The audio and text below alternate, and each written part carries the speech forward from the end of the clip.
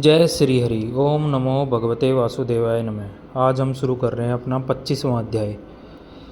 जिस बुक से मैं आपको ये अध्याय सुना रहा हूँ उसमें 25 ही अध्याय हैं। तो हम शुरू करते हैं अपना 25वां अध्याय और फिर गूगल की हेल्प से आपको मैं 26वां 27वां भी करवाऊँगा।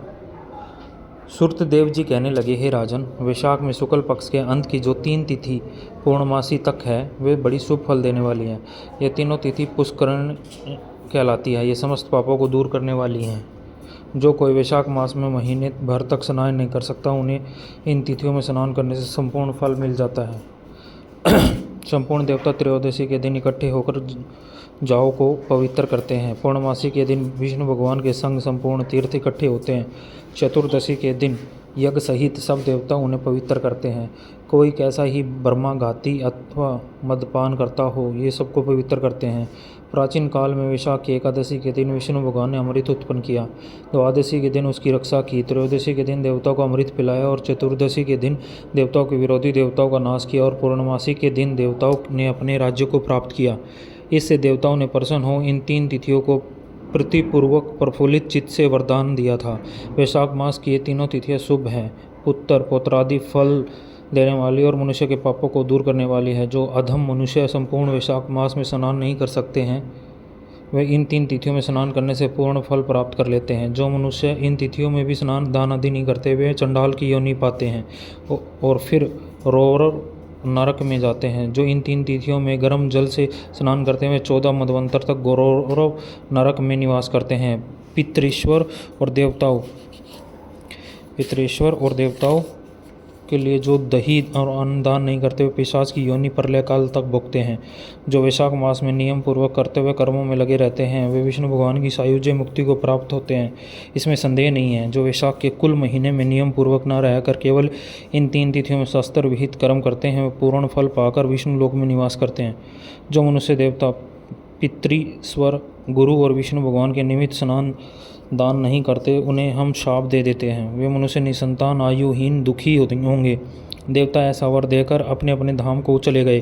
अतः वे तीनों तिथियां बड़ी पुण्यकारिणी और सब नाशक पापों का नाश करने वाली है तथा तीनों पुष्करणी कहलाती हैं। पुत्र और पौत्र को बढ़ाने वाले हैं। जो स्त्री पूर्णमासी के दिन ब्राह्मण को मालपुआ और खीर भोजन करवावे तो कीर्तिमान पुत्र पावे।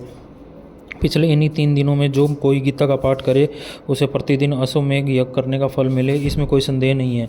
जो कोई इन 3 तिथियों में विष्णु शस्त्र नाम का पाठ करता है उसके पुण्य के फल कहने की तो किसी में भी स्वर्ग और पृथ्वी भर में सामर्थ्य नहीं है। पूर्णमासी के दिन को कोई शस्त्र नाम का पाठ करे और एक एक नाम पर मधुसूदन भगवान को दूध से स्नान कराए तो उसके सब पाप दूर हो जाते हैं, वह विष्णु लोक को जाते हैं। जो सभी उत्तम उत्तम पदार्थों द्वारा मधुसूदन भगवान का पूजन कर तो कल्पांत में भी उसके पुण्य क्षीण नहीं होते। जो कोई मनुष्य वैशाख माह स्नान कर दान करे वह ब्रह्म हत्यारा गुरु घाती और पितृ सबरों का नाश करने वाला होता है। जो कोई नित्य प्रति श्रीमद् भागवत का 1 श्लोक अर्ध श्लोक या चौथाई श्लोक पढ़े तो ब्रह्मत्व को प्राप्त होता है। इन 3 दिनों में श्रीमद् भागवत की कथा सुनने वाला कभी पापों से लिप्त नहीं होता। जैसे कमल के पत्ते जल नहीं ठहरता, इन 3 तिथियों में विधिवत भगवत पूजा स्नान दान आदि करने से मनुष्य से देवता हो गए, कितने ही सिद्ध बन गए और कितने ही ब्रह्म भाव को प्राप्त हुए। ब्रह्म ज्ञानी अथवा प्रयागराज में मरने से मोक्ष मिलता है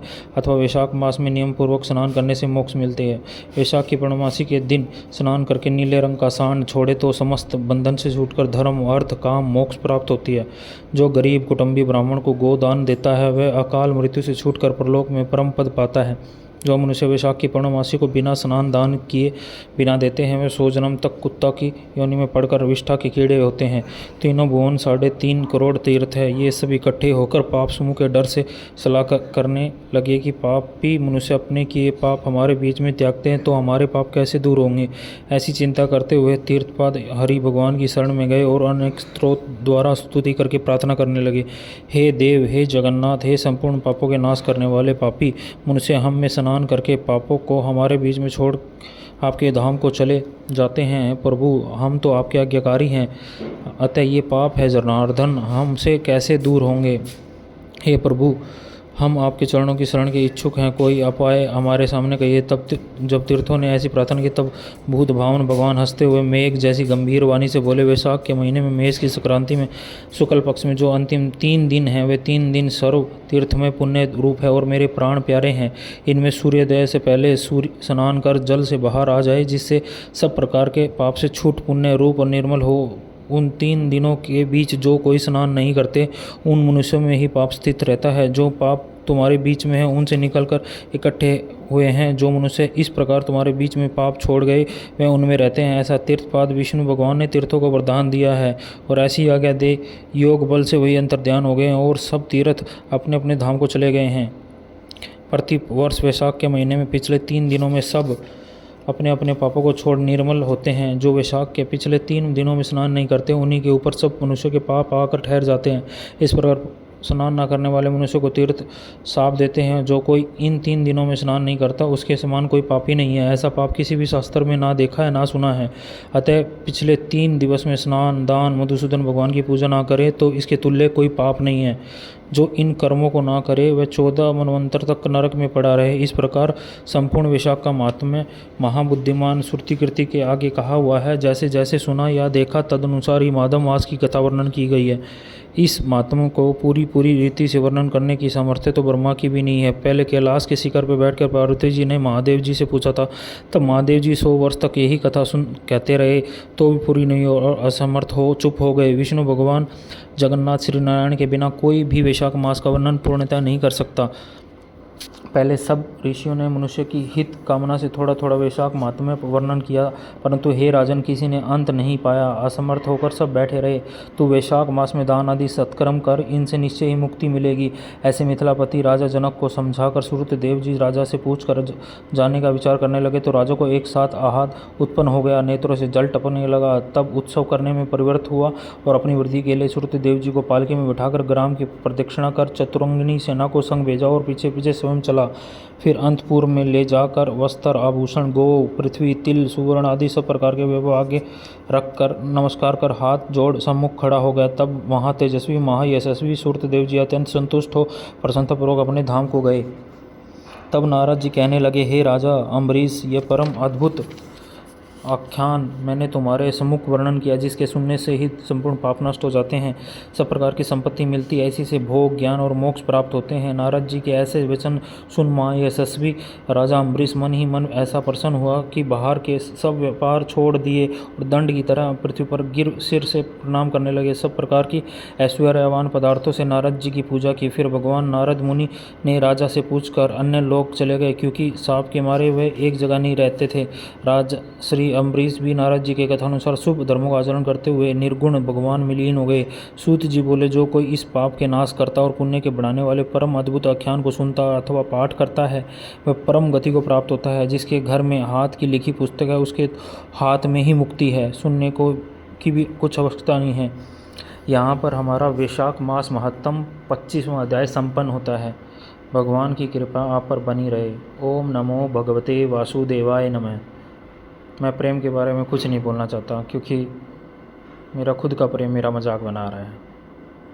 मैं उससे बहुत प्रेम करता हूँ, कान्हा जानते हैं, और वो मेरे से दूर होने के लिए कोशिश कर रहा है या मेरे को दिखा रहा है, मेरे को पता नहीं चल रहा है।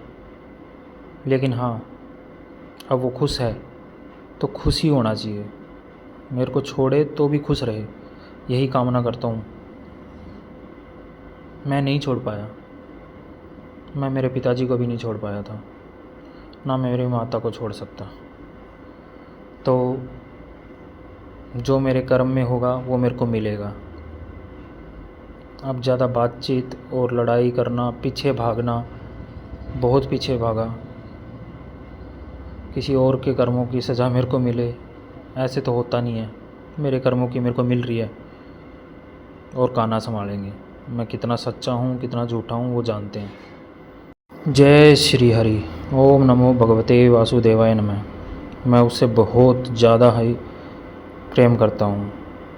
महाकाल आपकी भस्म आरती देखने दोबारा आऊँगा, मैं उसके साथ ही आऊँगा। जय श्री महाकाल। हर हर महादेव। ओम नमो भगवते वासुदेवाय नमः। भगवान आप सबकी सब इच्छा पूरी करे, सबके घर में सुख शांति बनी रहे, किसी के बीच में द्वेष ना हो, क्योंकि ये द्वेष कुछ समय का होता है और रिश्ते और इंसान ज़िंदगी भर सुख भी दुख भी आते जाते रहेंगे। इंसान चला गया तो वो नहीं आता। तो इज्जत करो अपने माँ बाप की, अपने प्यार की।